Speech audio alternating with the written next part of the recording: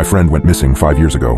Today, she sent me a horrifying message. My friend Lydia was the victim of a gruesome murder 5 years ago. I felt completely miserable and slowly started to accept that I would never see her again. That's why I was horrified when she sent me a friend request on Snapchat last night. I thought it was just a glitch, but I never could have guessed that this notification would ruin my life forever.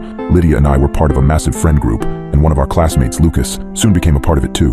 He had a crush on Lydia, which seemed normal at the time, and nobody really thought anything of it. That was until his feelings for her started to become terrifying. It started small, with Lucas asking Lydia out on some dates, but Lydia told him she wasn't interested in that way. When we went out as a group, he insisted on sitting next to her, and would even get a little angry if someone else tried to take that seat. At some point, the two of them had a conversation where she told him it was time for him to take the hint and back off. This led to Lucas slowly fading away from the group. On Valentine's Day, 5 years ago, I got the horrifying phone call that Lydia had been murdered. Lucas showed up at her apartment early in the evening with sunflowers and a stuffed teddy bear. He was waiting for her where she normally parked. She got home and a pretty heated discussion happened between the two of them. From what I heard from one of her neighbors at the funeral, she was trying to get him to understand that the two of them were never going to happen, and he was belligerently refusing to accept that fact. He pulled out a gun and shot her in the face right there. She died almost instantly. The next few months were a blur.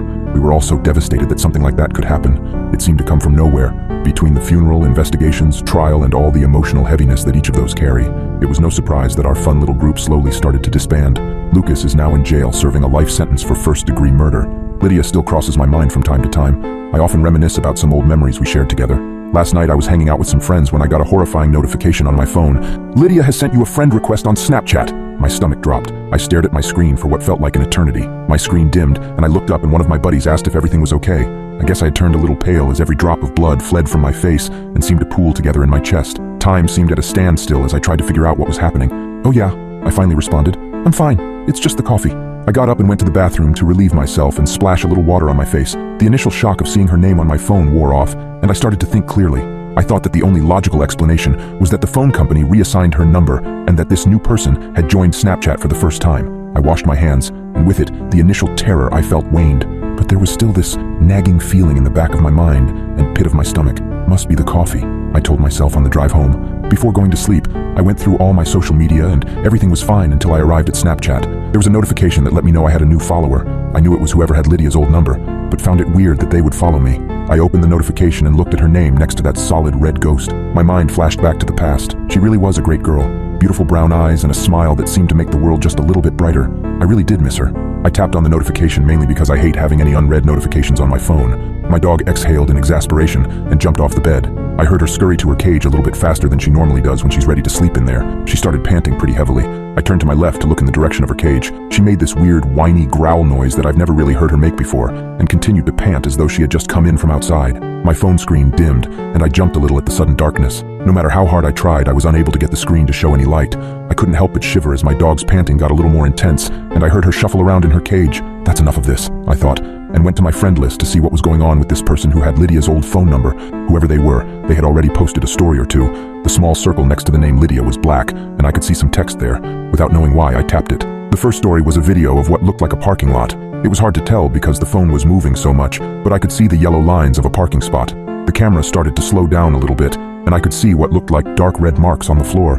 My blood froze in my veins as I realized I was looking at the blood-stained parking lot of Lydia's apartment complex. There was a second of pause as the story reached its time limit and moved on to the next portion, still recording the yellow lines and red stains. My dog was frantic at this point. She ran from her cage and started scratching at the door, no longer wanting to be in there. There was no way I was getting up to let her out. I'm not even sure I could do nothing but grasp my phone with both hands. She jumped on the bed and whimpered at me, and then ran back in her cage to cower. The next story started. It was a bright white screen that hurt my eyes after being in the dark for so long. The camera moved back a little, and I saw the white fur of a teddy bear holding a giant red heart that said, "Life without you is unbearable." It was only on screen long enough to barely make out what it said, but I recognized it right away from the trial. It was the bear Lucas gave Lydia on the night he killed her. My screen went black again as the next story started, but only for a second or two. It lit up again, and this time I saw a large sunflower, the same one Lucas had gotten for her. I felt a tear escape my eye and seemed to exhale for the first time for what felt like hours. I had been holding my breath. I was suddenly aware of how cold the room was. My eyes moved frantically fast in their sockets as I looked at every detail of the sunflower.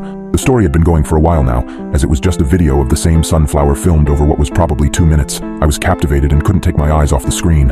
Even blinking felt like a betrayal. Finally, the story ended, and my screen went black.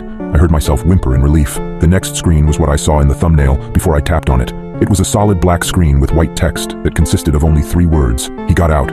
I threw my phone out of my hands and ran out of my room. I could feel the hot bile in the back of my throat and tried to make it to the bathroom before it erupted out of my mouth. I didn't make it to the toilet and instead retched in my bathroom sink. Red vomit stained my sink, and I jumped as I heard my dog begin to furiously bark. I crouched over my sink and tried to stop throwing up. When I glanced at my reflection, dimly lit from the small nightlight I keep in my bathroom, I could tell my eyes were bloodshot from the effort of pushing out the bile.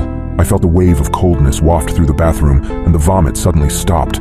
A couple of coughs and some mouthwash, and I realized the coldness of the room was gone. My dog was still barking.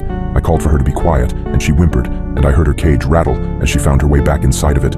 It took me a while to work up the courage to go back to my room, but my logical mind prevailed, and I came to the conclusion that someone must be pranking me. When I got back to my room, my phone was face up on the floor, still lit. The same story was on there, a black screen with 3 little words. As I stared down at it, the story changed to a black screen with 2 new words: Warn George.